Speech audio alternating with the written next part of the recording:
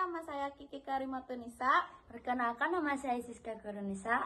Perkenalkan, nama saya Jahwa Idria Putri. Perkenalkan, nama saya Wafa Kobah.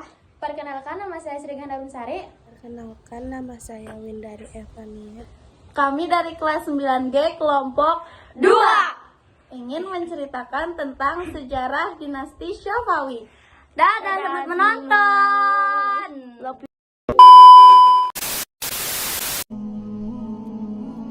Lahirnya Daulah Syafawi berasal dari gerakan tarekat Safi al-Din yang berdiri di Ardabil, kota yang terletak di Azerbaijan atau Karakonyulu Syiah. Tujuannya untuk memerangi orang ingkar dan ahli bid'ah.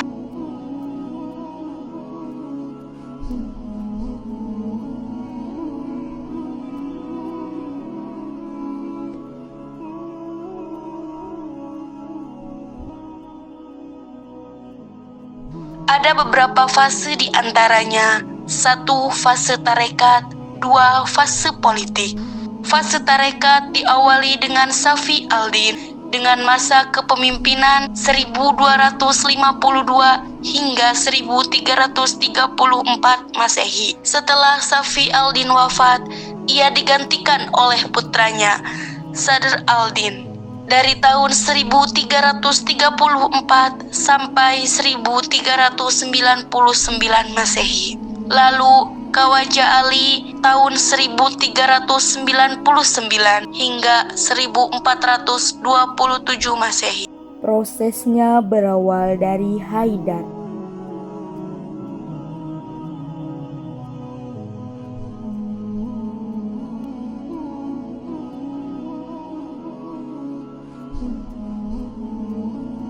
Tapi terbunuh oleh tentara Sirwan. Kemudian Ali dan keluarganya dipenjara.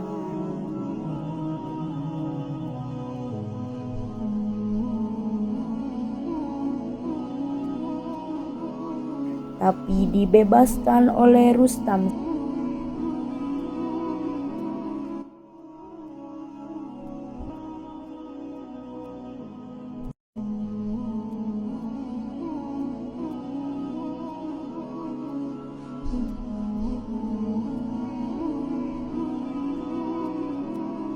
Setelah dibebaskan, Ali terbunuh dalam penyerangan.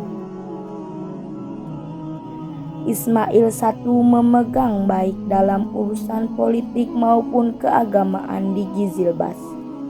Demikian juga panglima perang dipegang oleh Gizilbas.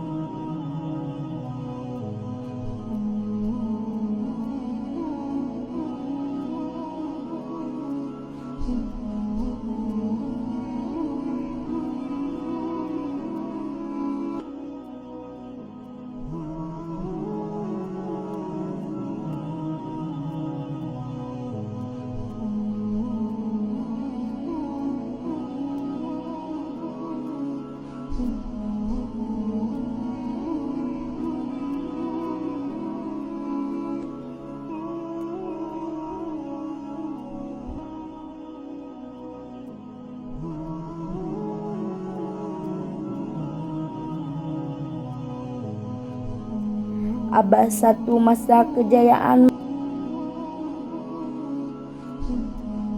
mengatasi gejolak politik, merebut kembali wilayah kekuasaan.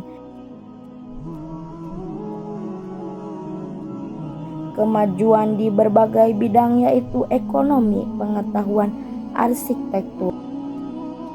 Salah satu membangun masjid dengan keahliannya.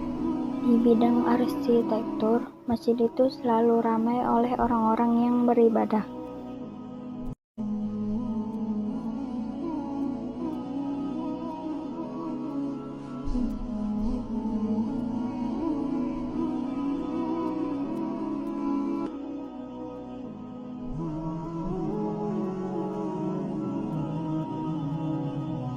Di dalamnya ada museum yang sangat megah.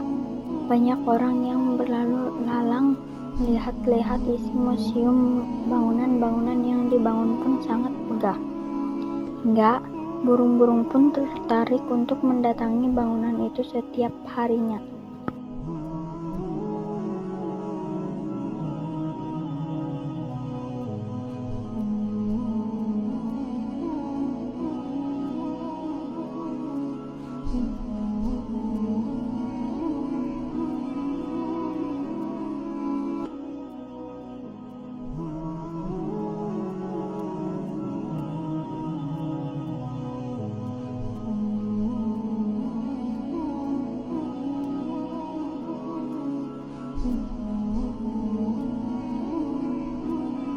Unsur lainnya terlihat dalam bentuk kerajinan tangan, keramik, permadani, dan benda seni lainnya.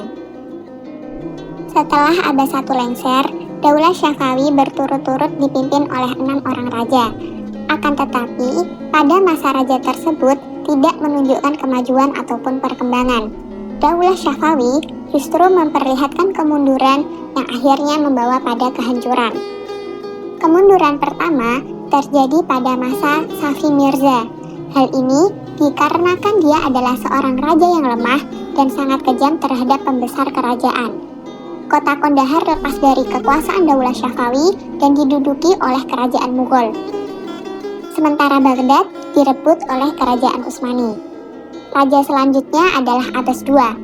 Abbas II seorang raja yang suka minum minuman keras sehingga ia jatuh sakit dan meninggal.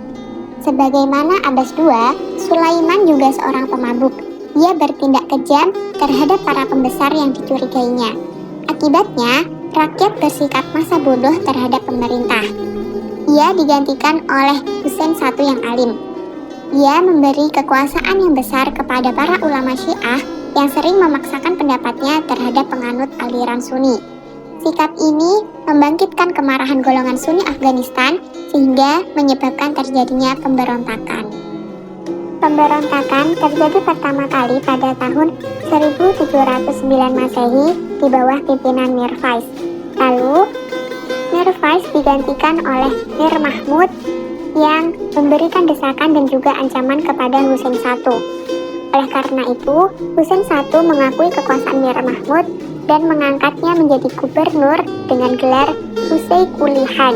Dengan pengakuan ini, Mir Mahmud semakin leluasa bergerak sehingga pada tahun 1721 Masehi, ia merebut Kirman dan tak lama kemudian ia menyerang Isfahan dan memaksa Husain I menyerah tanpa syarat.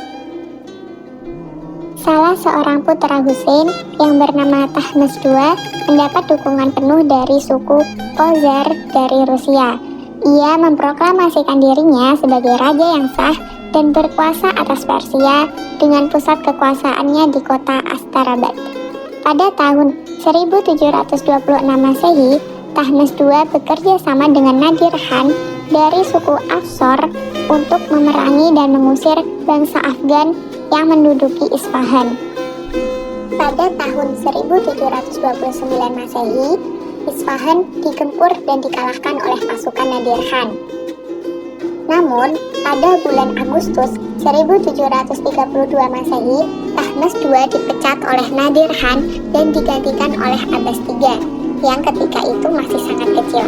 4 tahun setelahnya, tepatnya tanggal 8 Maret 1736, Nadir Khan mengangkat dirinya sebagai raja menggantikan Abbas III. Dengan demikian, berakhirlah kekuasaan dinasti Syafawi di Persia.